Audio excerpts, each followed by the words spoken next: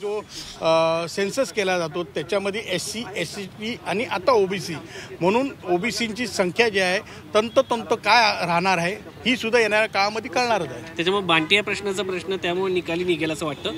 नक्कीच त्याच्यामुळे खरं सेन्सस बाहेर येणार आहे। त्याच्यामुळे भाटियामुळे कमिशनमुळे काय झालेलं आहे की त्यांनी फक्त काही ठिकाणाचे जे आहे नमुने असे घेतलेले होते, हाऊस टू हाऊस नमुना घेतलेला नव्हता।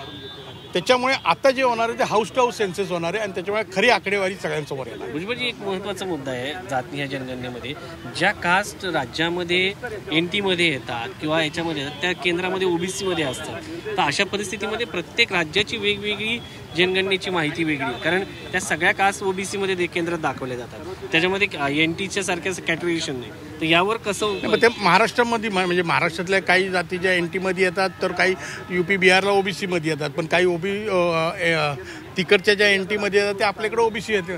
परंतु कास्ट सेन्सस घेताना रिजन वाईज त्याच्यामध्ये जेव्हा प्रत्येकाची ती जातनिहाय जेव्हा येणार तेव्हा त्याचं ॲनालिसिस केलं जाणार।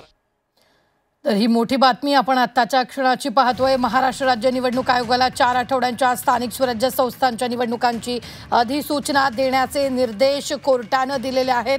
तर 2022च्या अहवालापूर्वी राज्यात अस्तित्वात असलेल्या OBC समुदायांना आरक्षण देण्यात यावं, या कारवाईच्या निकालांना अधीन राहून आणि उपस्थित कराराच्या मुद्द्यांना बाधा न आणता आम्ही खालील निर्देश जारी करणं योग्य मानतो असंही कोर्टानं म्हटलेलं आहे। आणि सगळ्यात महत्त्वाचं म्हणजे 4 आठवड्याच्या आत अधिसूचना कराव्यात असं कोर्टानं यावेळी म्हटलेलं आहे। आत्ताच्या क्षणाची सगळ्यात मोठी बातमी आपण पाहतोय। स्थानिक स्वराज्य संस्था निवडणूक ठराविक वेळेत घ्या, सुप्रीम कोर्टानं राज्य सरकारला निर्देश दिलेले आहेत।